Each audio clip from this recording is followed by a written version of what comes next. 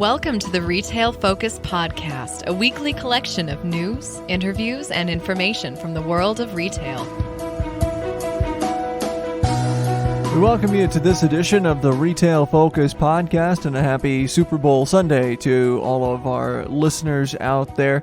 Trent Kling with you on this episode, Leighton doing more yeoman's work behind the scenes for us.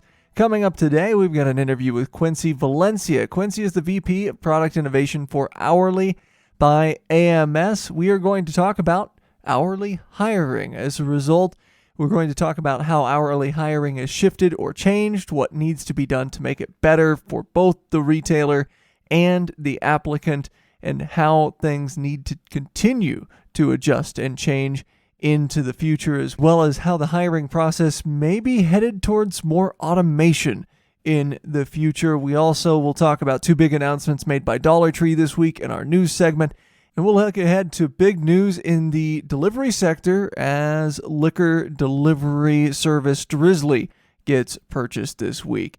A reminder that you can like us or rate us on any podcast listening service that you may be using. Those ratings, as long as you enjoy us, help others to find us, and they also help out with the all-powerful Apple Podcasts algorithm, but no one really knows what goes into it. You can also check us out on social media at Retail Podcast. So yeah, let's lead the show with those two big announcements made by Dollar Tree this week.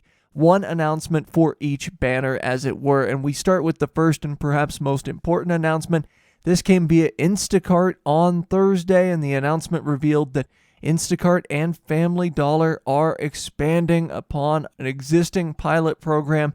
They've struck a partnership to introduce delivery services across over 6,000 Family Dollar locations. Now, although some media outlets reported that the service would be rolled out across all Family Dollar stores in the U.S., this isn't the case. Family Dollar has about 7,800 stores nationwide, so there are in the neighborhood of 1,800 stores that won't, at least just yet, have this Instacart delivery service available for them. And it would seem, based on my own personal research, that the service wouldn't extend to certain locations in far-flung rural areas. I searched 5 different rural areas with Family Dollars in them via Instacart. None of those services were available in those particular areas, but most of their stores in mid-size or large markets should have the Instacart service. And in fact, Family Dollar, their logo already features prominently on Instacart's website just a few days after this was announced. Now, the program, as I mentioned, it was piloted first. It was piloted in late 2020,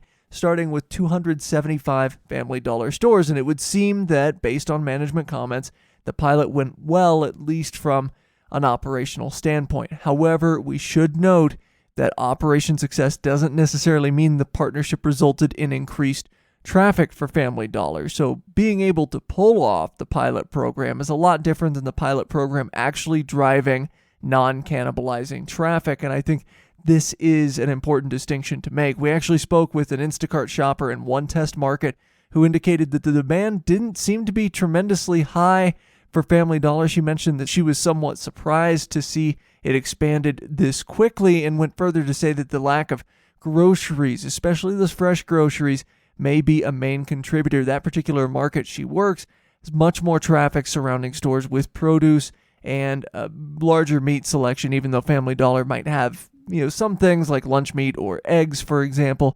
Selection is going to be a lot larger at, say, your Walmart store, your Target, in places where Target partners with Instacart, as they did in this particular market, as well as the grocery stores, both independent and national, in that market. And she also noted, and I thought this was interesting, the layout of the stores, usually small aisles, inconsistent planograms depending on store size. If you have a store that's 7,000 square feet, it's going to be a lot different, of course, than a store that might be located in an old grocery store dating back to the 60s or 70s, where you've got 12 to 15,000 square feet to deal with. But anyway, the layout not tremendously conducive to Instacart shopping, because she mentioned that the stores where the layout is simple, easy to follow, and more importantly, across a certain market, similar for all stores, that helps in terms of efficiency. And so there was some concern there, just again, about spacing of products, about availability of products, and about the width of the aisle. So kind of interesting perspective, again, from an Instacart shopper. However, when you look at this circumstance, it may be more of a case of Dollar Tree, the organization, simply giving the option to customers rather than producing something they believe will meaningfully increase and boost business for them. And again, it's more about not losing customers when they're going elsewhere via Instacart versus maybe driving some of that traffic that, again, isn't cannibalizing on your existing store traffic. Now, CEO Mike Witynski in the Instacart release did mention that they were encouraged by the initial results of their pilot stores, and that is a direct quote. Again, some markets may have performed better than the ones served by the Instacart shopper we talked to. As we so often mention on the show, the plural of anecdote is not data, so it is important to keep in mind that some of the other stores may have performed better. Now, for dollar store perspective, or really for general merchandise store perspective, Dollar General is in the midst of rapidly scaling up their DG pickup platform. We've talked about that on previous shows where customers can order online and pick up in store. They don't offer curbside as yet, and they're very clear about the fact that they won't take your order out to you, but you can go into the store, certainly, and pick up your order. It should be ready for pickup. Dollar General also offers an auto ship program, which is also an internal program. So they're not partnering with an external source for this, for household staples as well. So you can have things shipped to your store on a particular schedule, not unlike what you would see with Amazon Prime or a number of other rollouts from the likes of Walmart and Target doing the same thing. Now, Family Dollar may have decided here that it would be either best or easiest or maybe more scalable to partner with an experienced third party for their last mile rollout. And who more experienced, quite honestly, than Instacart, one of the most powerful companies in this space. And the fact that Instacart serves around 80% of Family Dollar locations, or at least the areas that those locations are in, certainly helps overcome some logistical hurdles. Whether this will ever be available in rural markets, you're talking markets of less than 3,000 to 4,000 people, not quite sure that you're going to see that just yet. But again, Instacart serves around 5,500 cities. They cover a good portion, over 80% of American homes. So can't hurt, certainly, this partnership with Family Dollar. Now, in the second news story from the same company this week, Dollar Tree announced the full nationwide expansion of their Crafter's Square product set, basically saying, hey, it is in all stores now. And not only is it in all stores, but we are expanding it in stores where this product set existed previously. They've noted several times on earnings calls that their pilot stores for Crafter's Square saw an uptick in sales as a specific result of this section. So it seemed to be only a matter of time. And in fact, during their last quarterly report, Witynski noted plans to roll out to all stores by early 2021, and they have certainly delivered on that, as they announced this week. Initially, the concept was rolled out to 3 stores a few years ago, then 800 by the end of 2019, 2,400 stores by Q1 of 2020, just prior to the pandemic onset. So really what you're looking at here is the culmination of 2 years of research and trials, something that Dollar Tree as a company is always willing to point out, which is that things don't move very quickly in this space out of necessity. When it comes to product sourcing, when it comes to research, when it comes to most efficient use of shelf space in what is oftentimes a very limited square footage that you've got in these stores, things have to move slowly. So it's just like, for example, the increase in candy sales at Dollar Tree or increase in shelf space for candy, the Dollar Tree Plus concept. These things are going to take about 2 years to gestate before you see them across the chain. We've reached the end of that gestation period, at least for Crafter's Square. What I really liked about this particular news release is that Dollar Tree is very specific as far as how the initiative would feature in their stores. Not only did they say that this section was now in every Dollar Tree store, but that shoppers would see an additional 4 to 12 feet of shelf space devoted to it in each store nationwide, which is, again, not insignificant.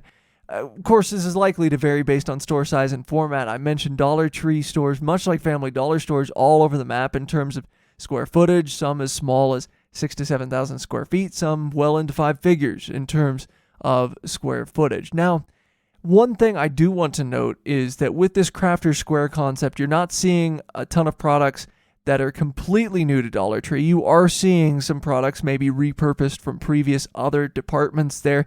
Dollar Tree has always had a relatively strong craft section, so it does come down a little bit to branding and a little bit to store layout as far as this is concerned. They note staples such as colored pencils, wood crafts, and scissors among the Crafter's Square selection. These are things that you could already find in Dollar Tree pre any of these rollouts. However, additional products with the expanded shelf space will include hot glue guns, which for that price point, hopefully it's an effective hot glue gun, sewing kits, scrapbooking materials, yarn, wreath supplies, and so forth. And not only does this speak to the continued evolution of Dollar Tree, but I think it also gives us an indication of categories in which they're seeing sourcing success.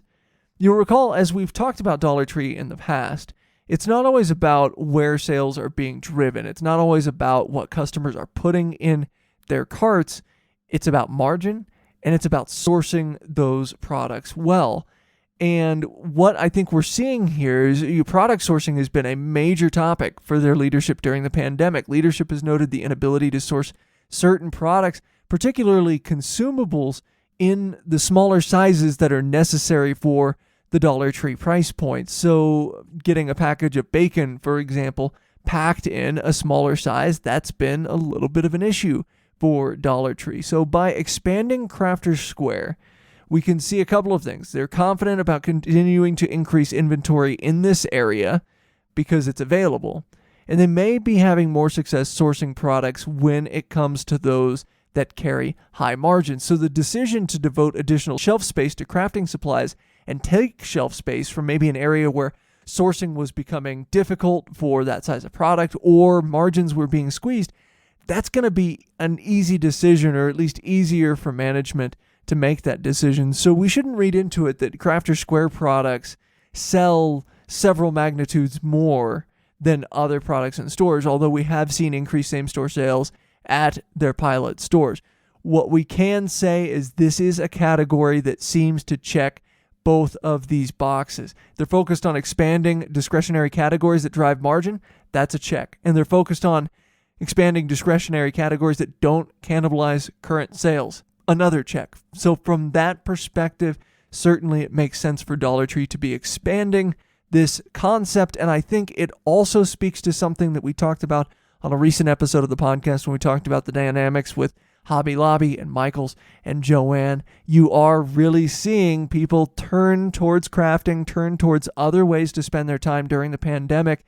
Whether this will continue after the pandemic, whenever that happens to be, post-pandemic, time will tell, but we can see right now that there is a big push towards crafting. Dollar Tree began this initiative even before the pandemic came into play, but it seems as though the pandemic has really accelerated the onset of Crafter's Square. So excited to see this initiative take hold for Dollar Tree, and more than anything, excited to see how it'll impact their earnings during the course of 2021, not just in terms of the bottom line and in terms of margins, but also how it's driving sales across the board for their stores.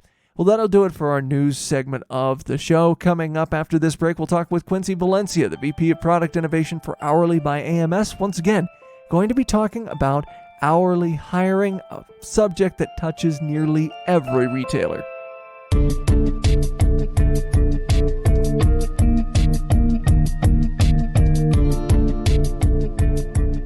We talked at length last year about some of the challenges facing retail in terms of evaluating and onboarding associates, but even as we head into 2021, retailers are still fighting to hire large numbers of new employees into roles that, quite frankly, didn't exist 5 years ago, and also evaluate which potential new associates might be best suited for a role. To talk about the hiring process, we're pleased to be joined by Quincy Valencia, Vice President of Product Innovation for AMS, and specifically for Hourly by AMS, to discuss how retailers in grocery and general merchandise are doing exactly this: volume hiring and best practices surrounding hiring. Quincy, welcome to the podcast.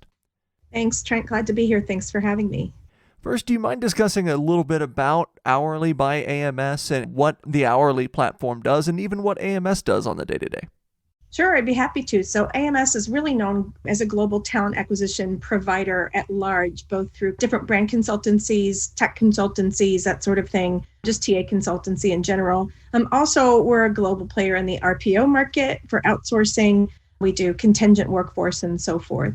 In the past few years, we've noticed that, of course, the market is going in a different direction, or a new opening direction with new technologies everywhere, in an effort to really make sure that we continue to grow with the market and continue to have that ability and expertise to guide our clients and our prospects. We made the decision to really open up a digital workspace for ourselves and start developing product focused on hiring internally. And our very first product that we've launched is called Hourly, which is just as it sounds. It's a product that's focused on an end-to-end conversational hiring experience specifically for that hourly marketplace, which is a marketplace that I think many of your listeners will agree has been historically sort of neglected from this standpoint. So we've launched into Hourly, solving problems for clients that we didn't even know existed, despite the fact that we have 4,500 people at AMS who've worked in talent acquisition for thousands of years combined, and that many of us in leadership grew up in the retail space. So it's been quite fascinating and exciting, and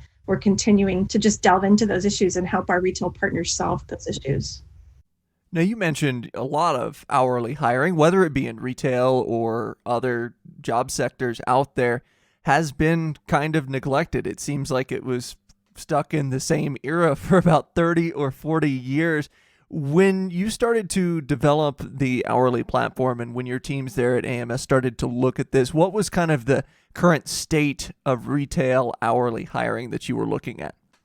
So hourly hiring in general, to your point, of which retail is a huge part, and again, to your point, has been traditionally recruited and process developed within a professional market. So if you go back to the dawn of even the ATS, a million years ago now, it seems like those were developed because those companies couldn't find the talent that they need in the way that they could find hourly. It was all for their professional hires. There was no internet really much at that point, right? So how do we find somebody with this specific skill set, with this specific degree, or so on and so forth? It wasn't like that for the hourly worker. You could put a help wanted sign up, you could put an ad in the paper, and you could fill your jobs. And so for years, any sort of addition or development that was made in tech was made to support the original business issue, which was professional hiring. And then hourly was just kind of an add-on.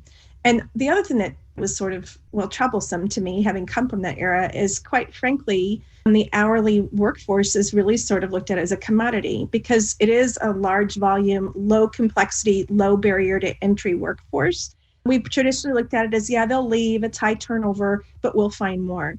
And if nothing else, 2020 showed us that that is not the case, that the hourly worker is the driver of our economy, and that when they go away, business stops. And so as we were looking to what we were going to do and how we were going to manage this technology, we wanted to make sure that we were making it easier for the candidate, that we were restoring that sort of dignity to the process and to the candidate instead of looking at it in that commoditized way. We're making it easier for a hiring manager who, let's face it, they are typically out on the floor making sure their in caps are stocked and their registers are open and staffed. They're not sitting there in front of a computer screening resumes that you really don't necessarily need for this hourly worker. And then for recruiters, if they're involved, same thing. If you sponsor an ad on Indeed overnight and you get 500 applicants, how do you have any idea which of those applicants you should contact? If they all meet the minimum qualifications, how do you know who's going to be best? And if you don't get back to them, you're creating a poor candidate experience. So with all of those primary stakeholders at the forefront of our design, we set out to develop, again, this conversational hiring experience that would just make the process easier for everyone involved. You mentioned for certain positions getting a glut of applications, and we'll talk about that a little bit later on, but you hit on something that I think is important to this because it is a two-way process. It's not just retailer going out to find an associate or a potential future associate. It's interfacing with them as well and making sure that that process is appropriate for the person that you're trying to attract to the position or the person that you're trying to hire. What are some changes that you've seen over the last 2 to 3 years in terms of developing that two-way communication? Well, certainly the rise of the chatbot is attempting to be sort of a game changer. And I would say, when I say attempting to be, I'll actually go further and say it sort of has. A chatbot allows companies to put out that brand information to answer a lot of those questions that an applicant may have that previously they would never be able to answer until they went into an interview, or never able to get answered until they went for an interview. And at that point, if the answer to the question was not favorable, then the candidate says, oh, I can't do this job, or the hiring manager says, yeah, you're not going to work. And now we wasted everybody's time. So the rise of that bot on the front end for pre-screen, and at least for FAQ at the very least, has been sort of transformational in getting some information out there. And then speed has been another. I think everyone has recognized that if you force a candidate to apply on a computer instead of their mobile device, if you make them go through 45 minutes of an application, upload a resume that they either don't have or certainly don't have on their phone, so on and so forth, you're going to get a tremendous amount of candidate dropout. As you should, those things just aren't necessarily relevant for that candidate pool. And so you've seen technology after technology point solution come along into the marketplace to address some of those issues, and some have done that quite well. What we haven't seen, and where Hourly comes in, is a single platform that goes from the beginning to where you first engage with a candidate all the way through to the offer. That is a seamless experience, so that you're not starting with a really cool, slick chatbot on the front end and then dumping them into a long form legacy application process. And again, that's where your drop off comes. So Hourly kind of takes that entire process from the front where you're engaging, where again, some others have done over the past few years, through the pre-screen, through the FAQ, through the assessment. So that's a really important piece. How do you even know if they're a right fit, and how do you get them to take it without dropping off? So Hourly's assessment is a visual assessment, takes about 90 seconds to get through. And then all the way through the schedule within about 6 minutes. Others have done similar in different components, which has been really important over the last couple of years. But we're doing sort of the whole shebang, and it's been received quite well by candidates and managers alike. I want to ask you about the pre-screen and the FAQ and how it relates to chatbots. What are some effective practices that you're seeing retailers or others on this platform adopt in terms of not only, obviously asking vetting questions of candidates, but also figuring out, hey, maybe a candidate won't work for this position, but maybe there's something else out there where it's valuable to keep their information? Oh, I'm so glad you asked that question. That's another one of our building blocks and missions at Hourly, is to try and cut waste out of the process as much as possible. And in retail, we all know that retailers work on small margins, generally speaking. And so if you're paying to acquire that same candidate over and over and over, you're wasting money and you're wasting time. And so built straight into the Hourly platform, you're going through a process, and does this work for you? Does this work for you? You're asking pre-screen questions. And if they're knocked out, because let's say they've applied for a role for which you have to be at least 18, instead of saying, sorry, too bad, so sad, this isn't going to work for you, go look at some more jobs. What if we can redirect them to another job for which they may be qualified and may not have seen or may not have been interested in? Or what if they've applied for, you could go to anywhere and you have a XYZ store in Miami, Florida, for example, and they have all of their recs posted there, and you don't know which one to apply for. Do I apply for the sales associate in the garden center? Do I apply for a cashier? Do I apply for a where? I'm not sure. There's 50. The candidate has no idea which one has the most applicants, which is going to close, and so forth.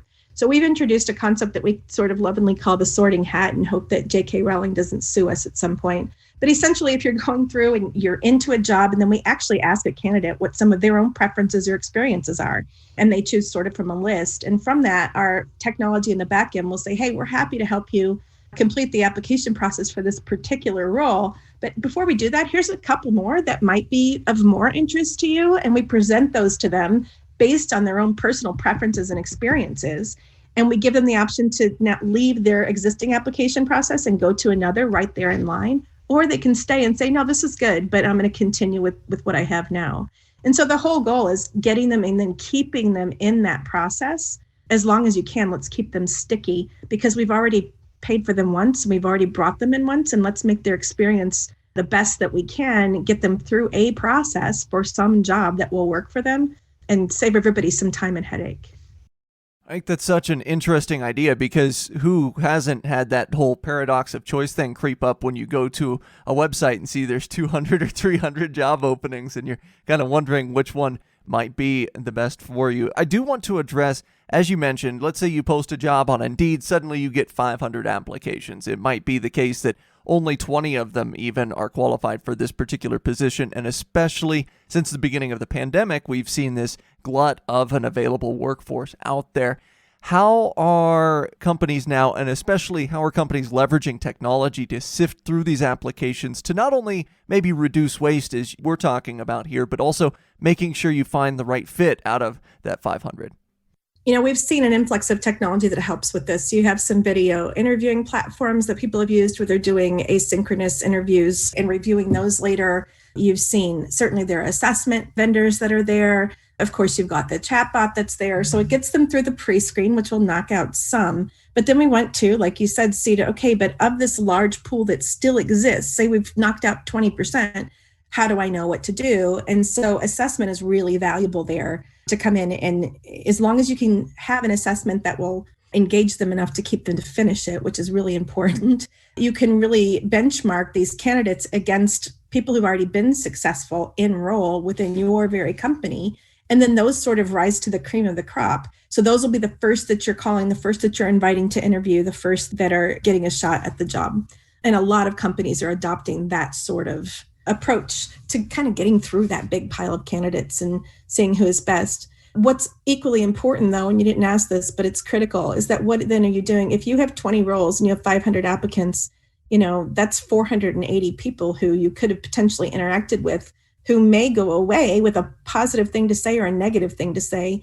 And that will translate into dollars in your cash register one way or another. So we think it's critical that instead of just the thanks, don't call us, we'll call you email that a lot of people get, or even worse, when I was secret shopping one place, I got the email that said, we'll get back to you as soon as you can, but if we don't get back to you in 45 days, apply again, which I thought was horrifying. What's most important is that we're engaging again with the entire candidate pool in a way that's meaningful and personalized to them. So we actually go one step further here at Hourly and take their assessment result, and we have curated personalized content based on their own personality profile that we then continue to send to that candidate until they opt out of it, saying either we're sorry we didn't, have a fit for you this time, but we thought this information might be interesting to you, or hey, we're glad you're scheduled for an interview. This might help you prep. And again, that information set is curated specifically for that candidate, whether they get a job or whether they don't, so that they leave that experience with a positive brand image of the retail clients that we have and the others as well.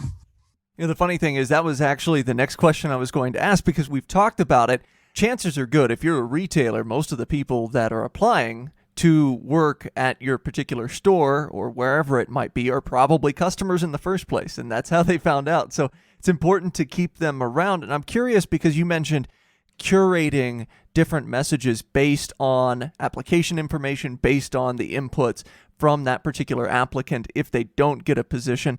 What are some ways or what are some examples that you might see out there of maybe tweaking that feedback back to the applicant in such a way that it meets with maybe their expectations that you've gleaned from the information that you've gotten from them? I mean, quite honestly, the candidates are never, generally speaking, allowed to even present any of their expectations. So if you look at how we're dealing, and I say we as a global we in talent acquisition in general, have just done a really poor job at this historically. And I point the finger at myself as well. I'm included in that we. So if you don't even know what the candidate wants or what they want to ask or what they want to do, it becomes difficult to make that determination. So what we have done is taken their hierarchy, their hierarchical archetype of their profile, and partnered with a team that's an expert in this very field to say, look at this archetype and look at some things that would be most important to them, either in preparing for an interview or where to look for a job or how to build a network or how to build rapport with a hiring manager or so on and so forth. And we've personalized that based on each different archetype or personality profile, depending on where they're in or where they currently or where they've been pushed out of the hiring process. So it's much more in depth than just hey, here's a library of information. We're looking at where they actually came through, how far they got in the process, what might pull them back in if they've abandoned, and pushing them that information specifically based on their own profile. And so in a large term, what somebody with that particular profile might be interested in. So if you're an extrovert, if you're hired on an extrovert standpoint, for example, and you're applying for a pick and pack job, you might really hate that job. So it might actually, because it doesn't really provide enough variety, for example, or interaction. And so if you didn't get that particular job, and by the way, I'm making all of this up as I go, but this is an example. If you didn't get that particular job, it might be that the content that we send really focuses on the type of job that they would be interested in. Like, hey, you'd be great potentially in a customer facing role where you have that face-to-face interaction and the ability to talk to people and so forth. You feed off of that generally. And then we might even send them a new list of jobs that they might want. So it really does depend on where they fall in that spectrum. So we've talked about where retail hourly hiring was, and we've talked about where it could be or should be today. I want to pull out that crystal ball just a little bit. Looking 3-5 years in the future, what are some developments that you think we'll see in this space to further refine the way in which retailers hire for these hourly positions? Well, first, and I'm going to cheat a little bit because we're already seeing several large retailers start to at least tiptoe into this route. But I see the retail hiring process becoming completely automated, where it becomes recruiterless, it becomes interviewless, because the technology will be at such a level that each party, so both the company and the candidate, will be able to properly gauge their interest in one another and whether they think they will fit and whether they think they will stay. Because that's the beauty of technology, is that it is evolving to such a point that we'll be able to do that. And the primary benefits of that are certainly on the client side. It's the time savings and it's the removal of some of the bias that we inherently insert into the process that we don't intend to. And it's speed, because you know as well as I do, and all of your listeners will know, sometimes it's just who gets to the candidate the fastest is who's going to get them. So speed through the process is critically important. And from the candidate side, it's sort of the same, right? You have so many choices. Where do I want to go? What do I want to do? And if I'm having a bad day and I'm out on my 15-minute break and I'm ready to look for something new, I better be able to get the answers to what I want and get in and get scheduled and get through in that break time, or else I'm not going to continue to apply there. So the biggest thing I see is going to recruiterless, interviewless hiring processes as we go forward. And then just in general, just the further use of technology to make these happen so that when you do have recruiters and managers in the process, they're available to take care of those things that you cannot automate, or the things that you will not be able to do. It is still a human process. So it's important that you have those people there to manage all of those exceptions, to work with the one-offs, to, if you have that really great department manager when you were out grocery shopping today that you engaged and you want to try and recruit them away to come to your department, you need to be able to focus on that person. They weren't an active applicant. And that's where the recruiters and the managers need to be spending their time, not with the 500 people who came in blind. I can't count the number of times that I've tried to maybe recruit away from other retailers. Absolutely. Those department managers that you have a great experience with. Well, once again, Quincy Valencia, the VP of Product Innovation for AMS. Thank you so much for joining us today on the podcast. It's been great. Thanks for having me. I really appreciate it. As always, we may have a position in or against companies we discuss on the podcast. Do not invest in stocks solely on the input of the podcast hosts.